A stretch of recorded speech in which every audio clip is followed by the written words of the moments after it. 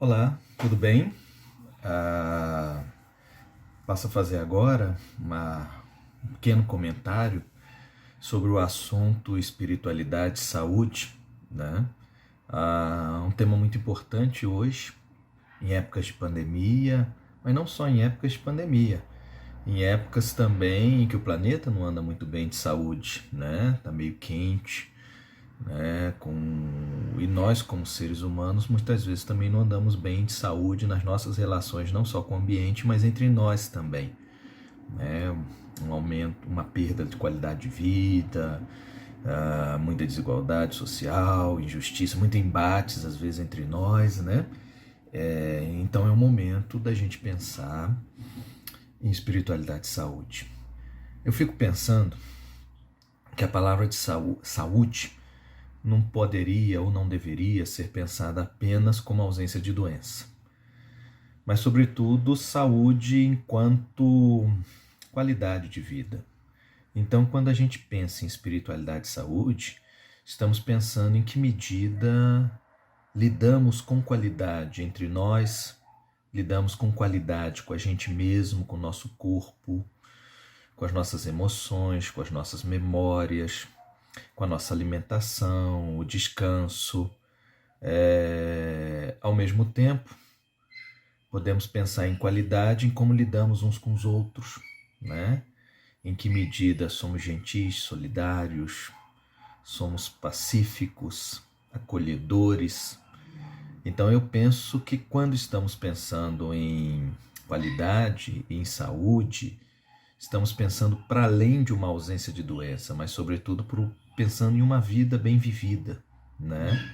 E nesse caso, também é importante a qualidade de vida que levamos com as nossas relações, com os nossos valores profundos, com as nossas verdades, com a nossa espiritualidade, com aquilo que nos mantém vivos, aquilo que nos mantém respirando na vida.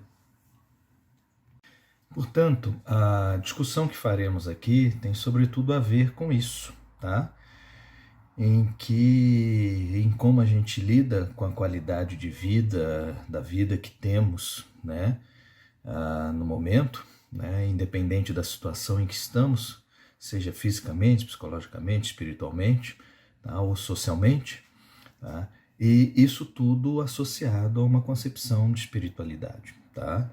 Então, num primeiro momento, a gente vai pensar um pouquinho por que nos dias de hoje essa noção de espiritualidade ganha força e aparece uma série de discussões. Em seguida, a gente vai tentar pensar um pouquinho o que é espiritualidade, em que ela diz respeito. Tá? Em seguida, procurar pensar um pouquinho como nós podemos cultivar essa dimensão na nossa vida. E, por fim, alguns elementos importantes para a gente desenvolver um acompanhamento espiritual das pessoas ou lidar com a espiritualidade em geral das pessoas que nos cercam, tá bom? Então eu fico me perguntando inicialmente de onde nasce na nossa sociedade esse desejo de pensar em espiritualidade ou falar em espiritualidade. Isso é marcado por uma série de obras que vendem hoje, que estão na linha da espiritualidade, tá? Lembrando que espiritualidade não tem necessariamente relação com religião. Eu posso ter uma espiritualidade não religiosa, eu posso ter uma espiritualidade religiosa, e eu posso ter posturas religiosas que me atrapalhem na minha espiritualidade, assim como posso ter posturas religiosas que me ajudem profundamente na minha espiritualidade. Porque um primeiro elemento que eu gostaria de já deixar registrado é que quando pensamos em espiritualidade, estamos pensando numa dimensão humana da vida de cada pessoa, tão fundamental quanto a dimensão corporal, a dimensão psicológica, a dimensão social, tá? Então, não é algo que depende necessariamente de uma crença religiosa. Embora em muitas crenças religiosas a gente possa cultivar essa dimensão que é de todo ser humano, a dimensão espiritual. Assim como em muitas crenças religiosas a gente pode ter um desenvolvimento da nossa dimensão social, nos tornamos mais solidários, desenvolvemos capacidade de perdão, capacidade de pensar nos outros, né? Ou capacidade de lutar por um ambiente melhor, por uma qualidade de vida melhor para todos, né? A espiritualidade é a mesma coisa. Tem um autor que eu gosto muito, ele foi meu orientador no mestrado e doutorado, Faustino Teixeira, que ele diz assim que hoje se pode identificar uma sede de espiritualidade e que de alguma maneira essa sede de espiritualidade ela aponta para a necessidade de um novo olhar sobre o mundo. E eu de alguma maneira penso que a espiritualidade surge como demanda, como desejo no mundo de hoje, porque nós precisamos de novos olhares, né? Nós estamos muitas vezes cansados, nosso olhar está, né, acostumado com uma certa rotina, e nessa rotina ou nesse cansaço, muitas vezes nesse excesso de coisas que a gente vê, nós perdemos a capacidade de nos encantarmos, nós perdemos a capacidade de nos maravilharmos, inclusive com as coisas pequenas, porque tudo tem que ser tão extraordinário no nosso mundo, né? Tudo tem que ser tão fantástico, tudo tem que ter tanto sucesso, glamour, né? Que às vezes a gente perdeu a capacidade de se maravilhar e de se encantar e de ter o prazer nas pequenas coisas da vida. Então eu penso, junto com Faustino Teixeira, que muito do nosso desejo ou de sede espiritual nasce justamente de um olhar que não consegue enxergar além das aparências, que não consegue mais se encantar, né? Um olhar que não consegue ser gratuito diante das coisas, porque tudo tem um preço, tudo, né? A gente é cobrado por ser eficaz, eficiente o tempo todo, né? E tudo tem que ter um lucro, um retorno, né? Perdemos a capacidade de gratuidade e muitas vezes perdemos a capacidade de ler, de ver a vida em seu mistério, lidar com o mistério que é a vida, lidar com o mistério que somos cada um de nós, que o próprio mundo, o próprio cosmo, né? Cada pessoa, cada ser humano e a nossa vida nesse planeta é. Então, diante dessas questões, eu entendo que a demanda nasce muito por aí. Somos uma sociedade consumista, né? Muito materialista, pragmática, que as coisas têm sentido na medida que são práticas, né? Mas nós não vivemos só no pragmático. O pragmático é importante. Se eu tenho um problema, eu tenho que resolver o problema. Tem que pagar uma conta, eu tenho que pagar a conta, né? Não adianta fazer filosofia sobre isso, embora possa também. Mas, por outro lado, a vida não se resume a isso. A vida se resume também aos muitos sentidos e os muitos significados que a gente dá às coisas, tanto boas quanto coisas que normalmente podemos não tratar como boas, né? Um adoecimento, um problema financeiro, né? Uma crise na relação, né? Então, quer dizer, pensar em espiritualidade, sobretudo, é demandado porque nós precisamos pensar nos significados de todos esses elementos nas nossas vidas e irmos para além de relações ou de posturas diante do mundo muito pragmáticas, muito consumistas e materialistas e muitas vezes individualistas, né? E sendo capaz de olhar para além do que as realidades nos propõem. E muitas vezes na nossa sociedade de hoje, nós perdemos a interioridade, nós perdemos a capacidade de perceber os nossos sentidos, tanto os sentidos físicos como tato, olfato, paladar, né? Hoje muitas vezes qualquer comida, né? A gente está em época de fast food e nem sempre a gente desenvolve um paladar elaborado para perceber os temperos, os sabores das coisas, né? E muitas vezes não desenvolvemos isso porque tudo na nossa vida é muito rápido, tem que ser muito rápido, não dá tempo, né? Numa sociedade capitalista, você sorver o prazer de uma boa comida é perda de tempo, é perda de dinheiro, não estamos ganhando dinheiro, né? Então eu acho que dentro desse contexto todo, a espiritualidade é justamente um convite para um novo encantamento com o mundo, com a vida, para pensar uma vida equilibrada, com qualidade, nas suas vários aspectos e dimensões, e também pensar numa vida que seja capaz de viver com certa interioridade, com certa densidade, com significado profundo nas coisas que nós fazemos, embora muitas vezes possam ser coisas simples, né? Diante disso tudo, eu entendo que a espiritualidade é algo muito necessário. Mas o que é espiritualidade? De alguma maneira, a palavra espiritualidade ela pode ser uma palavra perigosa, né?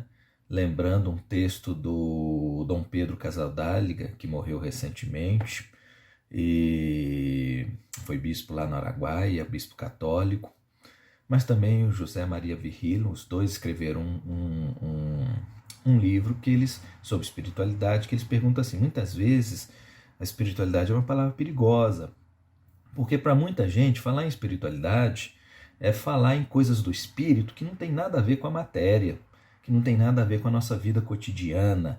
Então espiritualidade é quando eu vou na minha igreja, no meu templo, no meu terreiro, no meu espaço religioso, ou quando eu vou fazer meditação no meio do mato, sozinho. E a espiritualidade não teria necessariamente relação com as lutas da vida, com os desafios que qualquer vida humana enfrenta, que pelo fato de estarmos vivos, temos que lidar com essas questões, né? Mas justamente eu quero propor um outro olhar de espiritualidade. Realmente há esses riscos de entender a espiritualidade dessa forma, e eu chamaria isso inclusive de espiritualismo. Uma espiritualidade que não consegue dar conta da vida e não consegue se relacionar com a vida. Então, se nós formos pensar o que é espiritualidade, a primeira grande coisa que eu gostaria de pensar é o que é o ser humano, tá? E eu gosto de pensar o ser humano a partir de dois grandes referenciais. O primeiro deles da psicanálise. Nós somos seres de falta. Seres de desejo também, claro, tá? Mas dizer que nós somos seres de falta é dizer que nós não somos seres completos. Que a gente nunca está pleno totalmente. A gente nunca sabe tudo. A gente nunca dá conta de tudo, né? Nós somos seres marcados por uma incompletude que aponta para a nossa fragilidade, para a nossa vulnerabilidade e para a nossa incapacidade de controlar tudo. Controlar os processos da nossa vida, controlar as relações que a gente tem, controlar a nossa história, a história do mundo, né? Muitas vezes a nossa vida está indo num rumo e de repente vem uma pandemia e muda tudo, né? Então nós não temos esse controle, nós somos seres marcadamente incompletos, né? E temos que aprender a viver bem com essa incompletude, porque é justamente porque somos incompletos que nós podemos nos abrir às relações, à presença dos outros, porque de alguma maneira a minha incompletude me abre as possibilidades, né, de acolher o outro e que o outro também traga a sua incompletude, né, e a gente traz alguns elementos novos. Mas a incompletude também me marca com as possibilidades de criatividade, porque eu sou incompleto, eu tenho que criar, eu tenho que inovar, eu desejo, e isso tudo me dá um dinamismo na vida, me faz me mover. Um outro conceito que eu gosto também, ele vem da filosofia existencial, que é que nós somos seres de transcendência. Mesmo incompletos, a nossa vida não é um mundo fechado, ela é um mundo aberto.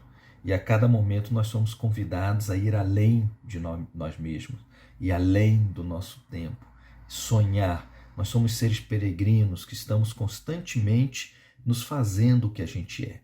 Ou seja, nós não temos um destino fechado que já me diz o que eu vou ser no futuro, ou como eu vou ser, ou como eu vou viver.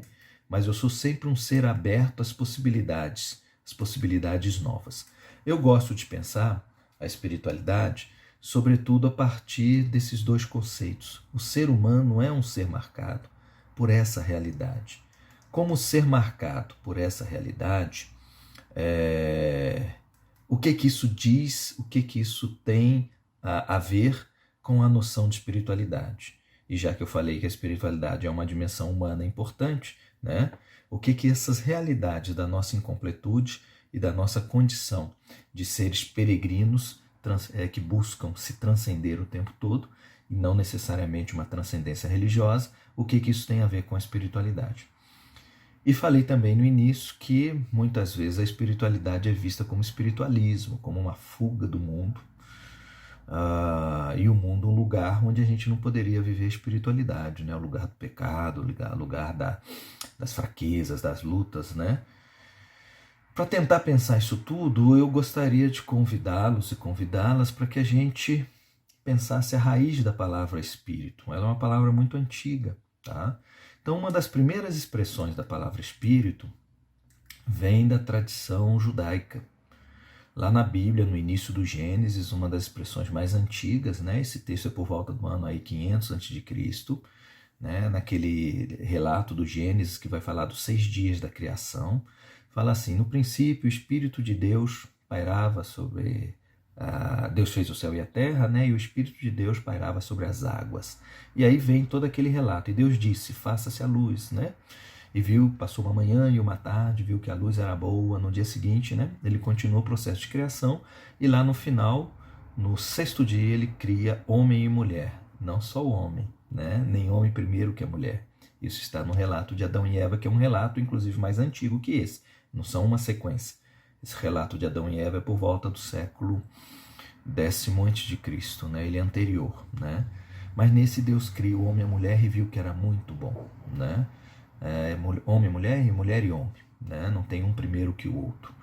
Mas em todo caso, ali fala que o Espírito de Deus pairava sobre as águas. O Espírito de Deus, em hebraico, é uma palavra feminina, é arruar de Deus, né? E ruar tem a ver com o quê? Né? Com espírito, claro, mas antes de ser com espírito, tem a ver com sopro, com vento, com ar. E aí uma série de palavras, uma série de conceitos que a gente pode pensar em, né, relacionados, né? Respiração, hálito, né? Fôlego, né? Essa palavra espírito vai ser traduzida para o grego como pneuma, que mantém o mesmo sentido de ar. Aí já é masculina, né? Mas mantém o mesmo sentido de ar. Um pneu é algo que tem ar dentro, né? Ou quando temos um problema de pulmão, nós vamos no pneumologista, né? Que é um médico que cuida de pulmão que tem ar dentro, né? Pneumo, né? Vem de, né, a mesma raiz, que depois vai ser traduzido para o latim espíritus, que é a noção de espírito que a gente tem. Mas essa noção de espírito como ar, ela está na história de Adão e Eva também, Gênesis capítulo 2 e 3. Né? Deus faz Adão do barro e sopra em suas narinas, né, um espírito. Esse espírito faz esse barro virar gente. Tá? Então aqui eu entendo que tem a primeira noção de espírito, né, e que vai marcar a nossa noção de espiritualidade. Espírito é aquilo que tem a ver com as nossas forças vitais profundas, aquilo que me faz existir como ser humano e não como uma coisa, um objeto inerte como o barro ou uma pedra, mas me faz vivo, me faz viver, me faz ansiar, desejar. Tá? Um outro conceito de espírito vem do mundo grego, com a palavra logos. Né? Nós usamos até hoje biólogo, né? Psicólogo. Logos tem a ver com conhecimento, claro, com razão, mas no mundo grego não era só razão, não. Né? Logos, numa perspectiva platônica, tem a ver desde a capacidade humana, a platônica e também a aristotélica, né? Desde a capacidade humana de organizar o que os seres humanos veem, que é o mundo que parece caótico. Tá? Então a ciência faz isso, a ciência organiza as coisas, né? Você pega um biólogo que estuda samambaia, ele vai dizer vários tipos de samambaia, o nível de umidade que elas necessitam, de luminosidade, né? Quer dizer, ele classificou, ele organizou algo que parece caótico, né? Porque eu posso pegar uma samambaia chorona, ela é toda comprida, as folhas grandes, um espaçamento entre as folhas. Eu posso pegar uma outra samambaia que ela é menorzinha, que as folhas são, né, são menores, mais próximas umas das outras, mas tudo pode ser entendido como samambaia. Então, logos tem a ver com uma capacidade de dar sentido, de dar organização, de dar um quadro de referências para as coisas. Mas, além disso, né, Platão vai trabalhar a noção de teoria como contemplação do mundo das ideias, né? Que é um mundo real para valer na concepção platônica, né? Aqui nós somos um mundo de sombras para Platão. Então, nessa condição, nós temos duas perspectivas que podem ser introduzidas também, que depois nós vamos absorver no conceito de espiritualidade. Espírito tem a ver com a capacidade humana de contemplar, de se admirar, de perceber, né, as realidades, sobretudo na sua profundidade. Então, essas duas perspectivas, percepção contemplativa, mas também percepção penetrante, que tenta entrar na essência das coisas, na profundidade da realidade das coisas, né? E isso tudo aponta, né, o sentido de logos, não é o logos como a gente o trabalha hoje, tudo isso aponta para uma condição de que o espírito tem a ver com a sabedoria. Quando a gente pega o espírito da coisa, não só nós pegamos a densidade, a profundidade das coisas, o sentido das coisas, né, significado e tudo, mas nós pegamos a significação profunda delas. Então isso tem a ver com uma capacidade de sabedoria. E a sabedoria é um tipo de conhecimento que é prático, que é ético e, sobretudo, é um conhecimento que tem sabor. Então a espiritualidade também nos aponta para um certo sabor. Para um certo sabor na vida, no viver e no aplicar o conhecimento. Não é um conhecimento pura e simplesmente de uma ordem lógico-dedutiva ou teórica, embora todos esses tipos de conhecimento são importantes. O problema é quando a gente fica só num tipo, né? Quer dizer, há várias formas de conhecer e eu acho que todas elas são importantes, né? Mas nós podemos entender também a espiritualidade ou a palavra espírito como nous, né? Também era uma forma que no mundo grego se entendia, né? Que tem a ver também com toda essa perspectiva contemplativa, com toda essa perspectiva de ler em profundidade, a própria noção de intelectus, que é posterior ao mundo grego, né? Embora tenha uma raiz também no mundo grego, mas intelectus é ler por dentro, né? Há um outro conceito grego também que eu acho importante que a gente retome, que é o conceito de sínesis, que tem a ver com autoconsciência. Então também é uma noção de espírito, da palavra espírito enquanto autoconsciência, capacidade de se perceber, capacidade de se avaliar, né? Então a sabedoria, né? Aí começam a circular os sentidos, né? dos termos. Sabedoria, uma pessoa sábia é uma pessoa que sabe também se avaliar, sabe avaliar a realidade, né? Mas sobretudo porque sabe se avaliar, é capaz de avaliar o mundo também, né? E tem uma dimensão de autocrítica e de autoconsciência, né?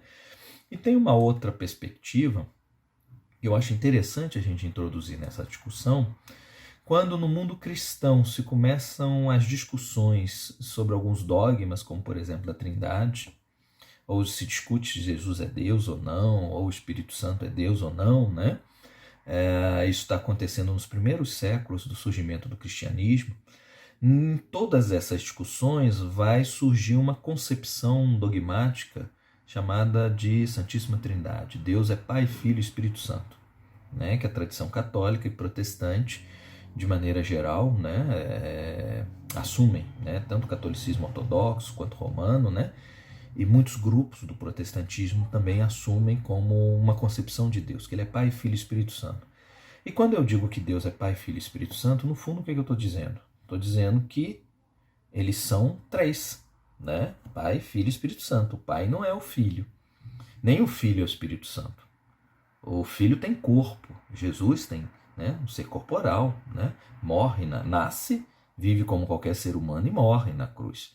Então ele não é igual ao Espírito Santo, né? Que não é um ser corporal, não é um ser mortal, né? Mas por outro lado, mesmo sendo três, eles vivem de tal maneira um dentro do outro, são três diferentes, radicalmente diferentes, mas se comunicam tão profundamente que é como se um vivesse por dentro do outro. E vivem tanto um dentro do outro e se comunicam tanto que se tornam um, né? É o que os cristãos vão chamar de um mistério da Santíssima Trindade, porque são três, mas ao mesmo tempo é um só, né? E isso não tira, na perspectiva cristã, a visão monoteísta, um Deus apenas, né? Não são três deuses, é um Deus, porque um só existe na comunicação, cada um só existe no amor, no dar-se, no doar-se um ao outro, né?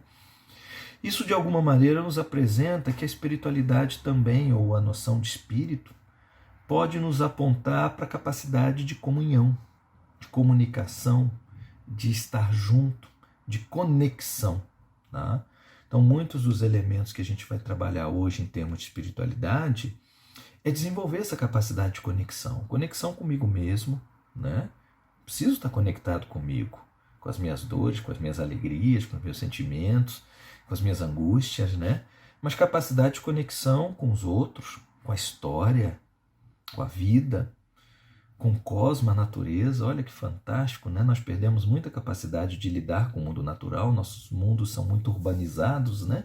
Sobretudo nos grandes centros, mas uma necessidade fundamental humana de entrar em comunhão com o cosmos, e entrar em comunhão com o cosmos, inclusive nos seus vários ciclos cósmicos, que tem manhã, tarde, noite, verão, inverno, né? Primavera, outono, quer dizer, tem uma série de ciclos, né? E uma série de movimentos, né? Nós também temos uma série de movimentos, de ciclos na vida, né?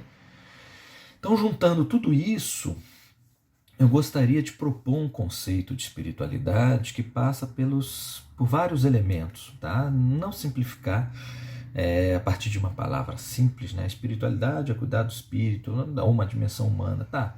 Uma dimensão humana que tem a ver com o quê? E eu diria que tem a ver com a força vital, com aquilo que nos mantém vivo lá dentro, com aquilo que tem a ver com os nossos desejos mais profundos, com os nossos sentidos mais profundos, né? E que, porque são profundos, nos dão resiliência, nos dão resistência, nos dão energia para lutar, para correr atrás, né? Para ir atrás das coisas, né? Então, primeiro eu apontaria a necessidade, a espiritualidade como lidando essa dimensão humana que lida com essa força, com essa dimensão. E se eu falo em força vital, o que mais nos dá força é quando a gente tem sentido para fazer as coisas, quando a gente tem significado nas coisas, seja o adoecer, seja o trabalhar, seja o ganhar dinheiro, o se relacionar como pai, mãe de família, amorosamente com os nossos parceiros, nossas parceiras, afetivas, com as amizades, tá? Então a espiritualidade vai ter a ver também com essa construção de sentido. Mas o sentido ele pode ser pensado de duas grandes formas, né? Eu posso pensar um sentido mais imediato. Para que eu trabalho? Para ganhar dinheiro, para sustentar minha família, para realizar um projeto pessoal, para contribuir para a sociedade. Tem vários sentidos para o meu trabalho imediato, claro. Mas existe um tipo de sentido mais global da vida, que ele não é tão imediato, que eu só consigo vivenciá-lo ou experimentá-lo em finais de processos. A morte é um deles. Em alguma maneira, diante da morte, a gente busca esse sentido global. O que foi minha vida? Né? Valeu a pena? Não valeu a pena? Como é que eu interpreto a minha vida? Como é que eu penso? Como é que eu sinto a minha vida? Então, esse é um sentido global. Mas muitas vezes a gente vive esse sentido global também quando a gente muda de profissão, quando a gente muda de cidade, quando a gente perde um emprego, né? Quando a gente considera que encerrou um ciclo. Eu me formei na faculdade, eu terminei de fazer o curso de pintura que eu gostava, ou de crochê, sei lá, ou de artes, ou de história, ou de música, e de repente quando eu termino, normalmente a gente marca esses términos de curso, por exemplo, com uma celebração, com um momento festivo, comemora, né? Reúne as pessoas que a gente ama, que são importantes para nós, sai, né? Se festeja. A gente termina dessas formas, mas de maneira geral a gente também olha para trás. O que foi, né? Eu participei de várias formaturas como professor homenageado, essas coisas, e sempre os alunos vão lembrar dos professores, vão lembrar de como entraram. O que eles estão fazendo? Eles estão resgatando todo um sentido global do que foi aquele processo formativo de 4, 5 anos, né? Então a espiritualidade tem a ver também com esses sentidos da existência, sobretudo os sentidos mais globais e mais profundos. E quando eu falo em sentidos profundos, no caso da vida humana, são sentidos também que apontam para a nossa relação com o transcendente, que pode ser religioso ou não. Então, para quem é religioso, esses sentidos profundos vão apontar para a forma como a gente lida com o nosso transcendente religioso e o que essa relação implica. Se eu sou espírita, implica em prática da caridade. Em que medida eu pratiquei a caridade, em que medida eu lidei com o meu karma, eu estou evoluindo.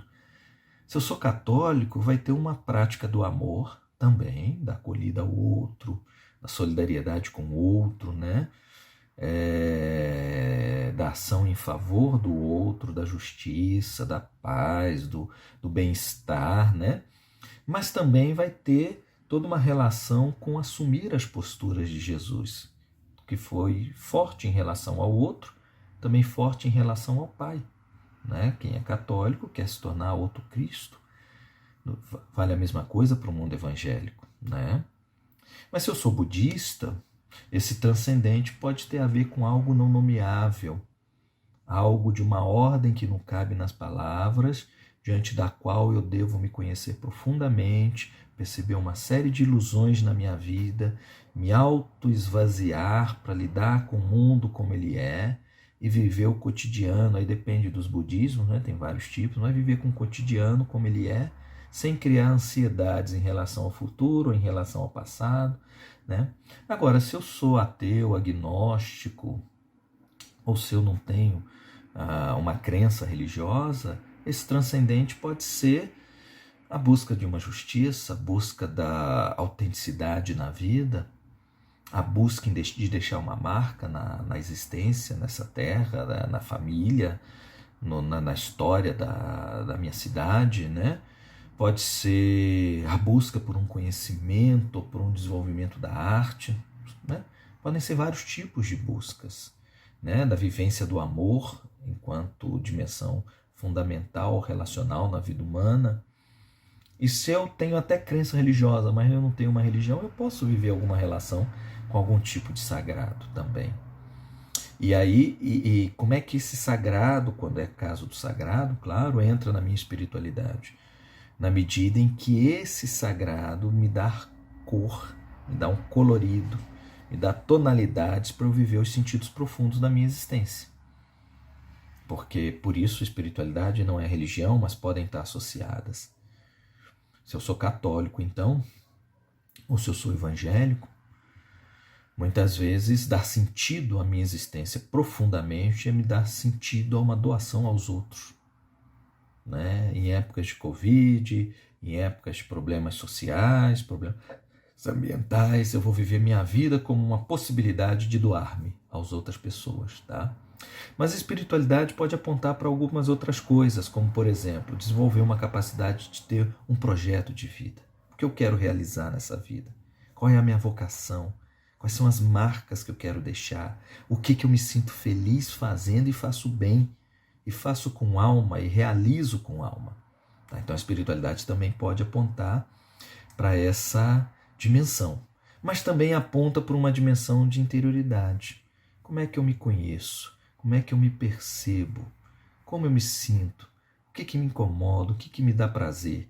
Que de alguma maneira aponta também para a nossa singularidade. O que nós somos? Né? O que nós somos profundamente? Né? O que nós precisamos rever profundamente na nossa vida. Então a espiritualidade também possui essa dimensão, essa possibilidade de se relacionar com a gente mesmo enquanto consciência de nós, né? Consciência de nós, inclusive, da nossa vulnerabilidade, da nossa fragilidade, da nossa pequenez, da nossa fraqueza diante da beleza que é esse cosmos. Ou se eu usar uma linguagem religiosa, da beleza e da grandiosidade que é Deus, né? Quer dizer, também significa consciência nesse nível, não só consciência do que eu sinto, porque muitas vezes fica muito preocupado também com o que a gente sente, né? Embora seja importante ter consciência de si, muitas vezes também é um narcisismo, né? A gente fica só olhando para a gente, né? E Viktor Frankl apontava isso de uma forma muito rica, né? A maturidade humana significa uma capacidade de se esquecer de alguma maneira. Se esquecer demais é um problema, né? Porque você não está lidando consigo. Mas também nunca se esquecer também é um problema. É sinal de que você só pensa em você, está centrado em você. E a maturidade humana e a espiritualidade deve colaborar para isso. Maturidade humana significa sair de si, ser produtivo, Não produtivo do ponto de vista capitalista, de ganhar dinheiro, né? Ter carteira assinada. Mas eu posso ser produtivo cuidando da família, eu posso ser produtivo fazendo poesia, né? Ou pintando, eu posso ser produtivo cuidando de um parque para que ele seja mais bonito, ou das minhas plantas. Tudo isso é produtividade. Eu posso ser produtivo ouvindo as pessoas, fazendo trabalho voluntário, não necessariamente remunerado, né? A produtividade é a capacidade do ser humano que não está inerte nesse mundo, mas nesse mundo ele consegue construir coisas e automaticamente parece um círculo, né?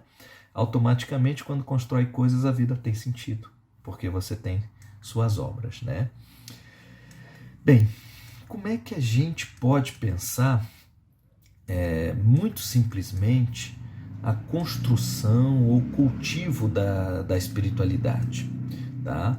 Uma primeira questão, eu acho que a espiritualidade pode ser cultivada por meio de uma busca de equilíbrio de vida, né? A nossa vida não é só trabalho, a nossa vida não é só lazer, a nossa vida não é só descanso, a nossa vida não é só estudo. A nossa vida é um conjunto de coisas e que precisam estar equilibradas. Eu preciso ter tempo para descanso, senão tem algo errado. Eu preciso ter tempo para os meus relacionamentos, para me encontrar com as pessoas, mas eu preciso ter tempo para mim, em que eu leio um livro, em que eu penso na minha vida, né? Eu preciso ter um tempo para o meu corpo, um exercício, né? Preciso, quer dizer, um corpo que vai ficando adoecido por falta de exercício, vai se destonificando e tudo, ele me traz problema. Então, um cuidado comigo é investir, porque isso custa tempo, né, e esforço, investir no meu bem-estar físico, na minha alimentação. Então, eu penso que um primeiro sentido de espiritualidade, do cultivo dela, passa pela tentativa desse equilíbrio. Então, um equilíbrio de trabalhar a corporeidade, um equilíbrio de trabalhar as relações, eu com o mundo da natureza, com o mundo dos outros seres humanos, mas a capacidade de trabalhar também a relação minha comigo mesmo. Desenvolver uma capacidade de se escutar, de se ouvir, de se sentir e dar tempo para um silêncio consigo mesmo. E aí eu entro para uma outra dimensão que eu acho importante. Quando pensamos em cultivar a espiritualidade, significa cultivar a interioridade. E isso é um treino, é um exercício. Assim como, né, para eu melhorar certas coisas, esses dias eu tive uma dor nas costas, eu preciso alongar a minha musculatura para distensionar e melhorar. Então, quer dizer, eu faço exercícios de alongamento para diminuir a dor, né, para melhorar e está melhorando realmente. A mesma coisa com a espiritualidade, com estar conosco, com cultivar a interioridade. Eu preciso me exercitar, né? Criar o costume de, em alguns momentos, desligar a televisão, desligar o som, desligar o rádio e ficar comigo mesmo, né? Muitas vezes um livro pode me ajudar a fazer isso. Muitas vezes uma contemplação estética numa coisa bonita pode me ajudar a isso. Mas muitas vezes é fechando o olho e percebendo como é que foi meu dia, como é que está sendo a minha vida, né? Como é que eu cuido de mim, como é que eu lido comigo. Que coisas me incomodaram hoje? Eu tive uma pessoa, dei uma palavra má para ela, posso refazer, não posso refazer a situação? Como é que eu lido com essas questões em mim mesmo, dentro de mim? E muitas vezes é ficar quieto com a gente mesmo. Não precisa ter nada para fazer, sabe? Ficar quieto com a gente mesmo, né? E uma última perspectiva que eu queria apresentar como formas de lidar com a espiritualidade teria a ver com como nós lidamos com as noites, as tempestades e os desertos na nossa vida. Nenhuma vida é só dia ensolarado, bonito e chuvoso, né? Nós vivemos desertos. Nós vivemos momentos que nós estamos secos, sem graças, né? Nós vivemos noites, tem momentos que a gente perde o rumo para onde ir, né? Tem momentos que são igual tempestade, dá aquela ventania, levanta as folhas todas que estavam em cima da mesa, levanta a cortina, levanta a poeira, né? E as pessoas que cultivam a espiritualidade, existe um elemento muito legal, que é tem horas que eu não tenho como fugir do deserto, não depende de mim não ter chuva, né? Mas o que eu posso aprender com esse deserto? O que eu posso aprender com a noite, né? Isso que eu acho que é importante. Então a espiritualidade, ao ser cultivada, também significa cultivar uma dimensão de aprendizado contínua, constante, diante das realidades da vida, né? O que eu aprendo? Como eu cresço com isso tudo? O que possibilito de crescimento às pessoas ao meu redor com essas realidades que estão sendo vividas? Tá? Então, o cultivo da espiritualidade ele é muito importante. Agora, se eu sou de uma determinada tradição religiosa, essa tradição também vai me dar caminhos de cultivo da minha espiritualidade. Eu posso fazer um retiro, eu posso fazer oração, eu posso ter alguns mantras para cantar, eu posso fazer posturas físicas, como no yoga, né? Eu posso fazer mindfulness, meditação, para me centrar no momento presente. Cada tradição religiosa tem a sua postura, né? Eu posso, se eu não tenho religião, eu posso desenvolver dimensões éticas na vida, de compromisso com o outro, né? Com a face do outro, como dizia Manuel Levinas, ou de uma relação eu-tu, né? Em que respeita o outro profundamente e eu desenvolvo meus compromissos comigo mesmo e com as pessoas, né? Quer dizer, existem várias formas de cultivar a espiritualidade. Uma outra coisa que eu queria dizer, sai da realidade de pensar como cultivar a espiritualidade, mas como é que o conceito de espiritualidade chega até nós? Porque eu falei lá na Bíblia, mundo grego, né? E as primeiras discussões aí da questão dogmática no cristianismo, né? A palavra espiritualidade ela vai ser usada pela primeira vez no século V depois de Cristo, por volta do ano 400, numa carta que foi erroneamente atribuída a São Jerônimo, tá? Não era de Jerônimo. E é nessa carta uma pessoa está escrevendo para uma outra que foi batizada e pede que essa outra viva de tal maneira que ela progrida na espiritualidade. Nesse contexto cristão, progredir na espiritualidade é progredir na absorção do Espírito de Cristo. E se eu absorvo o Espírito de Cristo, isso se transforma em gestos cristãos, em que o Espírito de Cristo transborda por meio dos meus gestos, dos meus atos, das minhas falas, transborda para outras pessoas. Idem vale para a perspectiva islâmica, muçulmana, budista, da Umbanda, do Candomblé, xamânica, seja lá o que for, né? Eu me envolvo num certo espírito, né? Num certo sentido profundo de existir, que se transforma em gestos, lógico, num processo longo, ninguém vira, né, santo, né, de uma hora para outra, né? Mas num processo longo de cultivo de todas essas dimensões da vida. Tá? Então foi a primeira vez que a palavra espiritualidade está sendo usada, porque ela não está na Bíblia. Tá? E de onde veio esse uso da palavra espiritualidade? Né? Um pouco antes dessa carta, quando São Jerônimo, traduz os textos de Paulo na Bíblia, de São Paulo, que vêm escritos em grego, e ele vai falar de viver segundo a carne, viver segundo o espírito. Quando ele fala viver segundo o espírito, pneumáticos, tá? Ele vai usar a palavra espírito e depois que ela vai dar em espiritualidade. E o que eu acho interessante perceber é que nesse texto paulino não tem oposição entre carne e espírito, como se a carne e o corpo fosse algo negativo. Inclusive tem mais de uma palavra para isso. Não tem essa oposição, né? Na verdade, eu posso pensar que quando Paulo escreve para os Coríntios, né, em que ele fala disso, depois em outros textos ele vai usar também a mesma expressão, os Gálatas, por exemplo, né? Quando a gente fala disso, viver segundo a carne é o ser humano inteiro que vive fechado a Deus primeiro e aos outros e à vida, né? Isso é viver segundo a carne. Viveu preso aqui agora, né? E não consegue se abrir para além, para algo mais na vida, né?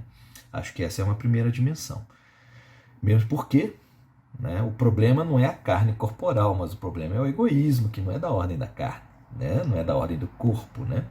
E viver segundo o espírito é o ser humano inteiro, com seu corpo, com a sua corporeidade, com a sua sexualidade, né?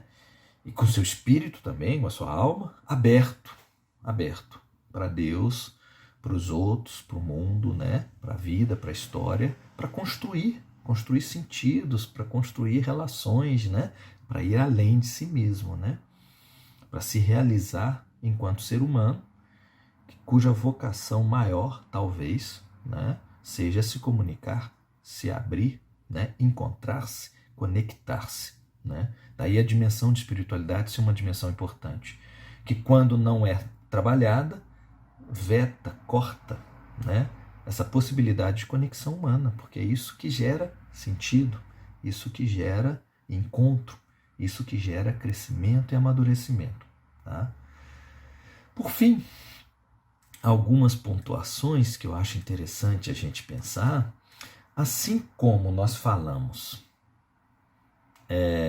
que a espiritualidade é uma dimensão humana, assim como o corpo, ou a psicologia, a dimensão psicológica, o corpo tem necessidade de se alimentar, de comer. Se ele tem uma dor, ele vai ser cuidado nessa dor, né? Se eu estou com uma inflamação no cotovelo, no epicôndio, ele vai ser tratado. Se eu estou com um problema estomacal, uma gastrite, tem que ser tratado. A espiritualidade também tem suas necessidades. Eu só queria apontar algumas delas. Uma primeira necessidade é a gente se reconhecer como pessoa, né? Ser reconhecido como pessoa e se reconhecer como pessoa. Porque muitas vezes nos tratam como número, como coisa, ou como alguém que incomoda, né? Há uma outra necessidade que eu acho interessante, que é da ordem da espiritualidade, a necessidade de amor, né? Precisamos de relações amorosas, necessidade de revisão de vida, de reler a própria vida, né? Estamos num certo momento da vida, como é que foi para trás? Como é que eu leio isso tudo? Que sentido fez? Que sentido faz? Né? Também uma necessidade que muitas vezes quando a gente olha para trás, a gente vê coisas que não fez, que não gostamos, precisamos nos perdoar, precisamos perdoar os outros, muitas vezes perdoar o sagrado, a Deus ou, né, ou qualquer entidade espiritual que a gente entenda que não agiu conosco como nós gostaríamos, né, pelo menos na nossa compreensão, né? Então a necessidade de perdão é uma necessidade fundamental na vida. Há uma necessidade também de dar sentido à vida, dar significado, e esse significado profundo. Não é o sentido que eu vou trabalhar para ganhar um dinheiro. Isso também precisa dar sentido, né? Mas o sentido profundo. Para que está valendo a minha vida? Sabe? Vou passar aqui 40, 50, 80 anos. O que valeu? O que eu deixei? Que marcas eu deixei para as pessoas? Para que eu vivi? Né? Então a espiritualidade tem a ver com essas necessidades. Mas também temos uma necessidade, por exemplo, de pôr ordem nas coisas, de encerrar ciclos. Né? É uma necessidade espiritual profunda. Quer dizer, né? Organizar a vida, não deixar as coisas incompletas. Apesar de sermos seres de incompletude, sermos capazes de finalizações. Né? Uma necessidade importante na existência. Necessidade de ir além da gente mesmo. Não ficarmos presos somente no momento presente, nas dores presentes ou nas alegrias presentes. Sermos capazes de ir além. Tá? Podemos pensar na necessidade de esperança. Né? Nós estamos num mundo carente de esperança. Né? Parece que tudo já tá dominado, está tudo marcado e não tem futuro. Quer dizer, sem futuro, sem esperança, como a gente constrói futuro? Né? Então a espiritualidade também passa um pouco por essa dimensão. Necessidade de expressar dimensões simbólicas, religiosas, né? Necessidade de rituais, mesmo não religiosos, nós temos necessidade de rituais, porque os rituais marcam, dão sentido aos momentos, marcam momentos, mediam a nossa relação com as coisas, e com o mundo, e com a vida. Um ritual de aniversário media a minha relação com o sentido da vida, da existência, daquela pessoa ou minha mesma. Um ritual de passagem de ano, idem, como é que eu tenho vivido meus anos, minha vida, que propostas eu tenho. Importante essas marcações. Um ritual fúnebre marca a nossa forma de lidar com o sagrado diante da dor da morte. Marca a nossa forma de lidar uns com os outros e de elaborarmos os nossos lutos, né? Um ritual diante da doença, idem. Uma unção dos enfermos, um passe, né? Como é que eu, né, organizo a minha relação com o sagrado por meio desses rituais? E eles são fundamentais, porque eu não vou direto, né? Igual com as pessoas, eu não me comunico telepaticamente com as pessoas. Eu estabeleço formas de me comunicar, desde gestuais, cumprimentos, expressões faciais que comunicam, expressões corporais, as roupas, tudo. Quer dizer, eu estabeleço formas, com o sagrado a mesma coisa. Eu preciso de rituais, né? E uma necessidade de transcendência, né? Só para a gente encerrar, poderíamos falar de outras, né? Nós temos necessidades de ir além. Nós sozinhos, fechados em nós mesmos, nós não respondemos às nossas questões. Nós temos que ser capazes de ir além e nesse diálogo encontrar respostas ou possibilidades para a nossa vida, tá? Por fim, já falei bastante, né? Por fim, só para pensar como viver essa espiritualidade no cotidiano. Primeira coisa que eu gosto de pensar, espiritualidade supõe presença. Muitas vezes a gente não é presente para os outros, né? Damos presente, nem sempre somos presentes. Então, o primeiro elemento da espiritualidade existindo no cotidiano é desenvolvermos a capacidade de sermos presentes às pessoas. Ainda mais no nosso mundo, né? A gente está sempre correndo, tem sempre algo que faltou para fazer, para terminar, para concluir, né? Estar com as pessoas, fundamental na vida. Então eu entendo que esse é um elemento da presença da espiritualidade, porque a gente pode viver o momento presente, descobrir sentidos profundos naquele momento ali. E muitas vezes é estar com as pessoas quando a gente não sabe o que dizer, quando a gente não tem respostas, e quando as pessoas têm dores e a gente suporta as dores delas estando com elas, né? Depois eu penso que a espiritualidade incentiva muito revisões de vida, né? Não numa situação macabra, culposa, né? Mas rever a vida, descobrir propósito na vida, no estar com os outros, no viver, né? Também significa, essa espiritualidade no cotidiano, uma forma de lidar com as nossas culpas, com os nossos remorsos, com o não vivido que gostaríamos de ter vivido, né? Significa também ser capaz de o tempo todo de reformularmos metas. Muitas vezes nós não vamos ter a meta de fazer tudo que a gente queria ter feito. O tempo não vai dar ou vivemos impossibilidades. A espiritualidade nos ajuda a recuperar os sentidos dessas impossibilidades que a gente não tem e reposicionar a nossa vida ou ressignificar a nossa vida dentro de um contexto, de uma realidade do que é possível na nossa vida no momento presente. Então a espiritualidade entra nessas questões. A espiritualidade pode estar presente por volta do encorajamento de práticas meditativas, de autoconsciência, de autopercepção, né? Ela pode estar presente na ajuda à construção de vários sentidos existenciais, do sofrimento, da alegria, da morte, da doença, da família, da amizade, né? A espiritualidade está presente nisso tudo. Está presente na esperança, na utopia que a gente desenvolve, está presente na capacidade de centrar-se na vida. Um dos problemas que nós temos na sociedade hoje é todo mundo desfocado, né? Há um excesso de imagem, excesso de comunicação, a gente muitas vezes perde o foco, se descentra facilmente e muito facilmente também não consegue integrar essa diversidade que somos nós. Então a espiritualidade tem a ver no exercício cotidiano, capacidade de manter-se centrado, né? Concentrado, muitas vezes centrado, mas também integrado nas suas diversas dimensões, né? E com isso propiciar crescimento de vida, né? Espiritualidade também tem a ver muitas vezes com o sentido de pertença, sobretudo para os que são religiosos. Eu pertenço a um grupo tal, a uma espiritualidade tal, a um caminho tal, a uma via tal. Isso é muito importante, nos percebermos parte de um processo, de um movimento que inclui outras pessoas. Nós não somos únicos, não somos sozinhos, né? E nesse sentido, muitas vezes a espiritualidade também nos dá modelos. Como é que Francisco de Assis enfrentou certas situações? Como Chico Xavier enfrentou? Né? Como Dalai Lama enfrenta ou o Papa Francisco, ou Martin Luther King ou Gandhi enfrentaram certas situações. Tá? Então a espiritualidade tem um grande processo de nos possibilitar modelos de vida. Isso é fundamental na vida. É fundamental no adoecimento, no envelhecimento, no mundo do trabalho, nos desafios éticos, diante da violência, né? Fundamental. Diante do consumo, fundamental. Né? A espiritualidade também nos incentiva a procurar processos celebrativos e simbólicos. Né? Nós somos com uma grande influência europeia e ocidental, né?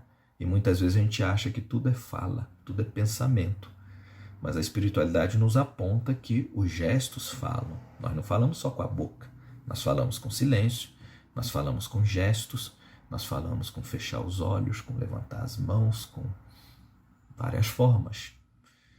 E os gestos são simbólicos. Desenvolver essas dimensões na vida é fundamental para uma vida densa e profunda da gente com a gente mesmo. Tá? Por fim, a espiritualidade tem muito a ver com partilha, né? Partilhar as nossas experiências, receber a partilha dos outros, compartilhar e socializar o vivido, as dificuldades, os desafios e as alegrias. E ao fazermos e entrarmos nessa dinâmica, né, do compartilhar, do viver em conjunto, do socializar, nós também conseguimos dar universalidade ao que a gente vive. Não somos só nós que ficamos doentes. Não somos só nós que temos notícias ruins. Não somos só nós que temos desafios na vida de relacionamentos. Não somos só nós que precisamos crescer, melhorar e buscar ser felizes e que temos infelicidades, às vezes no emprego, sabe? Que temos as nossas... Todos temos. Então, o compartilhar, o estar juntos, abre possibilidade de nos reconhecermos como parte da humanidade, como parte de contextos maiores que nós. E isso ajuda a gente a pôr também os nossos problemas, as nossas questões no devido lugar delas. São importantes, porque são nossas, nos incomodam, precisam ser resolvidas. Por outro lado, a vida é muito maior que isso. E com isso eu termino essa minha fala. Espero que tenha sido útil, né? E agradeço a paciência e a acolhida.